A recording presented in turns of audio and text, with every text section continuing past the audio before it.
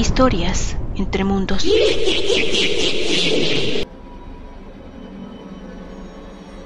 El peor de los incidentes pareció involucrar a Marianne, ya que una noche fue lanzada por su cama y dijo haber sido golpeada por manos invisibles, obligada a esquivar objetos pesados que volaban hacia ella día y noche, y una vez casi algo la asfixian con un colchón. Después de una sesión de espiritismo, las cosas se calmaron considerablemente. Las campanas todavía sonaban de vez en cuando y los objetos también volaban, pero había lo que se describió como una atmósfera diferente después de las sesiones. El resto del año de 1934 fue tranquilo para ellos, pero en 1935 volvieron las manifestaciones y se tornaron más violentas. En octubre de ese año, los Foister habían llegado al límite de su tolerancia y decidieron dejar la casa y la iglesia y vendieron el lugar. Pensaban que el lugar no era apto para vivir. La iglesia le ofreció la casa a Harry Price por aproximadamente una sexta parte de su valor, pero después de algunas dudas, él decidió alquilarla por un año. Price planeó llevar a cabo una extensa investigación de la casa a las 24 horas del día, utilizando decenas de investigadores voluntarios para rastrear y documentar cualquier cosa fuera de lo común que ocurriera allí. El primer paso de Price fue publicar un anuncio en la columna personal del Times el 25 de mayo de 1937. En busca de investigadores de mente abierta para literalmente acampar en la rectoría. Debían registrar cualquier fenómeno que tuviera lugar en su presencia. El anuncio decía: casa embrujada, personas responsables de ocio e inteligencia intrépidas, críticas e imparciales están invitadas a unirse a la rotación de observadores en una investigación del día y noche de años de supuesta casa embrujada en los condados de Home. Instrucciones impresas suministradas, capacitación científica o habilidad para operar instrumentos simples es una ventaja. Casa situada en una aldea solitaria, por lo que el coche propio es esencial. Los observadores que reclutó Price provenían de diferentes profesiones, perspectivas e intereses, pero todos ellos contribuyeron a la pila de datos que comenzó a acumularse, escépticos, creyentes y desacreditadores por igual. Muchos de ellos no vieron ni oyeron nada, pero bastantes de ellos tuvieron experiencias extrañas. Estas experiencias fueron muy variadas, desde sonidos hasta objetos en movimiento, luces extrañas e incluso apariciones fantasmales, y la mayoría de ellos vieron a la monja. Hubo dos desarrollos importantes durante el arrendamiento de la casa por parte de Price. Uno fue la observación de las escrituras murales. Estos frenéticos gritos de ayuda a menudo se escuchaban. La mayoría de ellos estaban dirigidos a Marianne, y algunos no creyentes sugirieron que los había escrito la propia Marianne Foister, aunque ninguno pudo proporcionar un motivo o una prueba para un engaño tan inútil. Extrañamente, los garabatos continuaron, aparecieron en las paredes mucho después de que Marianne Foister dejara la rectoría, y Price creía que proporcionaban pistas vitales sobre el misterio detrás de la maldición. Los observadores que notaron los nuevos mensajes los marcaron y fecharon para que no hubiera error en cuanto a cuáles eran antiguos y cuáles habían aparecido más tarde. El otro acontecimiento importante entre 1937 y 1938 fue la serie de sesiones de espiritismo que llevó a cabo el señor Glanville y su familia y varios amigos. Durante una sesión, un supuesto espíritu llamado Mary Lyre relató que había sido monja en Francia, pero que había dejado su convento para casarse con Henry Waldegrave, miembro de la familia a la que el rey Eduardo III había entregado Burley. Mientras vivía en la mansión, su esposo la estranguló y enterró sus restos en el sótano. Price teorizó que la exmonja había sido enterrada en un terreno no consagrado y ahora estaba condenada a merodear por la propiedad en busca de descanso. En marzo de 1938, 5 meses después de la primera aparición de Mary, el fantasma de la monja, otro espíritu que se hacía llamar Sunex Amores prometió que la rectoría se incendiaría esa noche y que la prueba del asesinato de la monja se encontraría entre las ruinas. La rectoría Burley no se quemó esa noche, pero exactamente 11 meses después, el 27 de febrero de 1939, un nuevo propietario, el capitán William Gregson, estaba desempacando libros en la biblioteca cuando una lámpara de aceite se volcó y provocó un incendio. El incendio se extendió rápidamente y la rectoría fue destruida. Se dijo que el fuego comenzó exactamente en el mismo punto que el espíritu había predicho y que se vieron extrañas figuras caminando entre las llamas.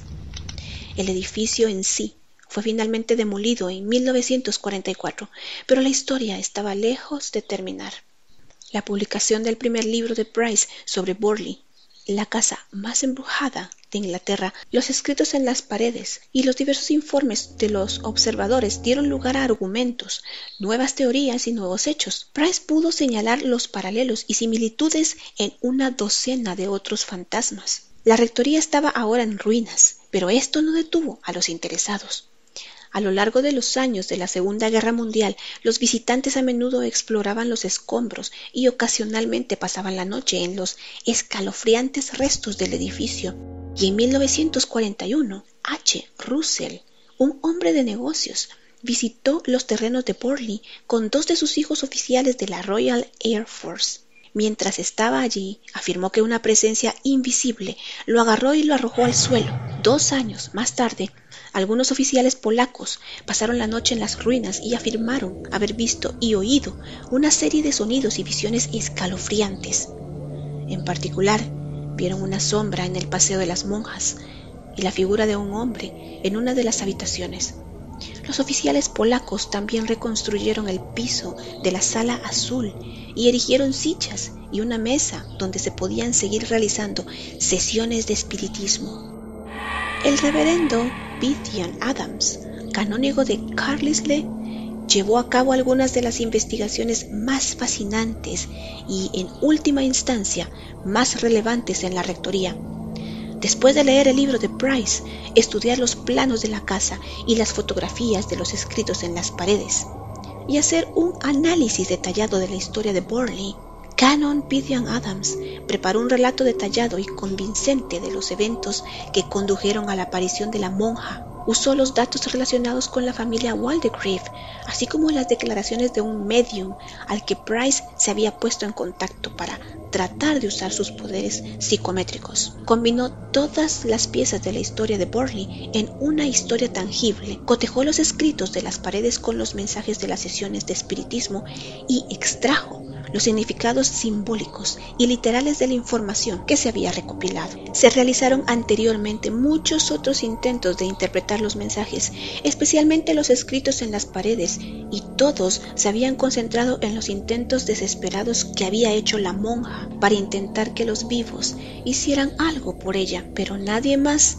intentó lo que Canon Bithian Adams había logrado: crear una narrativa consecutiva que sonara convincente. Habría quienes dirían que su historia de Mary Lyre, la monja asesinada, no era más que conjeturas inteligentes, pero Canon Bithian Adams le dijo a Harry Price que cavara en busca de los restos de la monja, y él le dijo exactamente dónde cavar. En agosto de 1943, en compañía de un grupo de personas, comenzaron sus excavaciones en los sótanos de la rectoría en ruinas. En el lugar exacto donde indicó Canon Bithian Adams, quien nunca había visitado el lugar, encontraron una gran sartén antigua de latón, una jarra de crema plateada y una quijada con 5 dientes. El doctor Bailey declaró que era una mandíbula izquierda, probablemente de una mujer. También encontraron parte de un cráneo. Al día siguiente, también se encontró 2 medallas religiosas, una de las cuales era de oro de mala calidad. Price llevó los fragmentos de hueso de Borley a los estudios de A.C. Cooper, reconocidos fotógrafos de arte. Mientras preparaban el cráneo para fotografiarlo, el cráneo de la monja se resbaló de las manos del fotógrafo y se rompió en 4 pedazos. Momentos después, una costosa pintura al óleo se cayó sin explicación y se estrelló contra el suelo. Un reloj que no había funcionado en más de 10 años, de repente volvió a funcionar, y funcionó solo durante 20 minutos antes de detenerse nuevamente, y esta vez para siempre. 5 meses después, increíblemente, los estudios Cooper fueron destruidos por un ataque aéreo. ¿Coincidencia? Quizás, pero basado en todos los otros extraños sucesos relacionados con la rectoría Borley, era digno de mencionar. En mayo de 1945 se le dio cristiana sepultura a los huesos de la monja, lo que pareció proporcionarle al fantasma el descanso que había buscado durante mucho tiempo, y luego el reverendo Henning llevó a cabo un servicio en el pequeño pueblo de Liston, a menos de 2 millas de la rectoría. La monja nunca más fue vista en la casa, pero los extraños eventos continuaron ocurriendo. Eran tan frecuentes que Price hizo planes para un tercer libro sobre el sitio, aunque nunca se completó. Price murió de un ataque al corazón en su casa el 29 de marzo de 1948. Tenía solo 67 años, pero su tremendo trabajo de investigación permanece hasta el día de hoy. En el momento de su muerte, estaba en los preparativos finales para su tercer libro sobre la rectoría Burley, y hoy el interés en la historia nunca ha cesado. Quizás esta fue solo una de las razones por las que la historia de la rectoría Burley nunca ha muerto realmente. Su legado permanece hoy y ha pasado a la historia como una de las casas más embrujadas del mundo. En 1975, la BBC emitió un programa titulado The Ghost Hunters, o Cazadores de Fantasmas, que se centró en la rectoría Burley y realizó entrevistas con varios investigadores psíquicos, incluido Peter Underwood, un psíquico muy reconocido. También contó con una investigación psíquica nocturna de la cercana iglesia de Burley, lo que los hizo corroborar las cosas extrañas que siguen sucediendo en la rectoría, el lugar más embrujado de Inglaterra. Espero que te haya gustado mi video, y si fue así, te agradecería mucho darle like, ya que con esto el algoritmo de YouTube recomienda mi canal y me ayudas mucho a crecer. Gracias y hasta el próximo video.